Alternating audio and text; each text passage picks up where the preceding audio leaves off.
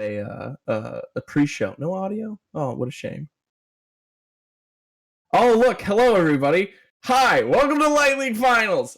We are bringing you the official last series here for XLNC's Light League. But before we get to it, we've got some all-star ratings to go through. I know you guys have seen it. It's been 4 or 5 weeks at this point, but we wanted to officially sit down and actually discuss them before we moved towards that final series. So right off the bat, we've got our third all-star team here. Danny Phantom, Kaz, Void, Fox Zero, Dark Dragon.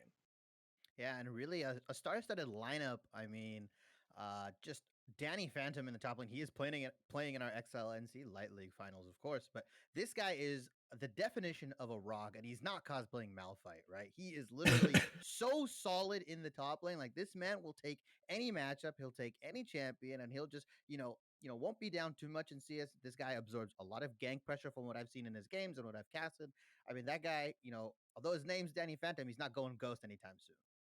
No, he is not, and he happens to be the actually only Redefy member on this entire list. Oh wait, that's kind of a spoiler. Don't worry about it. Everyone's already seen it. It's been 5 weeks. Danny Phantom, the only one who comes through and makes it onto this list, which gives you a little bit of taste of what we'll be expecting going to the finals tonight. But before that even was made, Cute Kitten and LSD Love weren't even part of the team as of yet. So some changes, relatively speaking. Those guys didn't happen to get any votes their way. But either way, Danny, extremely strong. And speaking of top laners that weren't part of the league yet, Adderall wasn't either. And I honestly think he's going to be just as tight of a matchup here from Degenerates Reformed as we move into the series tonight. But either way, some other great star-start players. Void from Divine Ascension Obsidian. He promised me he would be here all the way at finals tonight, and sadly he didn't quite make it through, but hey, we can still appreciate the absolute prowess of that man. And Dark Dragon, we talk a lot about Flute Loops being the Thresh God, but Dark Dragon was the original, baby. All right, I don't care what anyone says. He was carrying what was Necrox in that bot lane before he made it through. So a bit of a shame that he's not here anymore, but all wonderful competitors. But we're going to keep this rolling. Move on to Team 2. Get some thoughts going there, and you guys are about to see a little bit of a pattern here with who might be showing up on this one. Who? Oh, do we have the Team 2 up? Yes, sir. Oh, okay. Yeah, and we have Fog Nuggler up there. We also have a lot of the number 1 seeded guys in Team 2. And honestly, they did get beat by their sister team. They did get Miracle Run done, right? Coal Boxes in Yes, there, they Burned did. in Hell. Like these guys were, exceptional players. Unfortunately, they didn't show up to, maybe second team all pro level against their sister team. Maybe it was a psych, maybe it was a psych out, maybe it was something along those lines. But really, these guys were exceptional players. Like I watched all their games before, that were streamed. I looked at all the results, and these guys were top of the leaderboards in terms of stats. Like these guys were very impactful, and you can really see the core of Degenerate Esports, at least the main roster. Really, these guys were the ones winning games for their team. Absolutely. And it's a bit of a shame. They're all star-studded players, right? They all are super duper talented. They didn't just quite have the team orientation to push themselves further. Cole, Fug, Burn in Hell, these guys were all amazing players to go into the first scene. They deserved it. Divine Ascension City and Saturation, phenomenal jungler. It's a bit of a shame that Divine got knocked out when they did, because that mid-jungle pairing with Void was one of the strongest in the league and really led that team to victory on a consistent basis. And Necrox, I have no clue how he made it onto the list at all.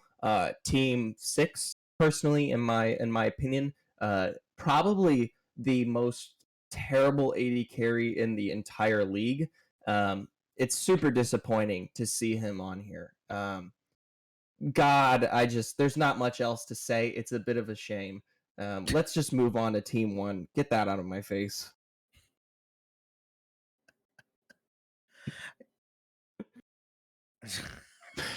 What is that? What was that, man?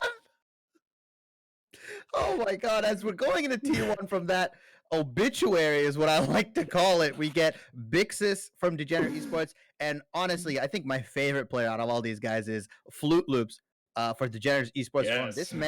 This man, like you said, he may not be the original Thresh God, but he is a new god, and that guy is a monster.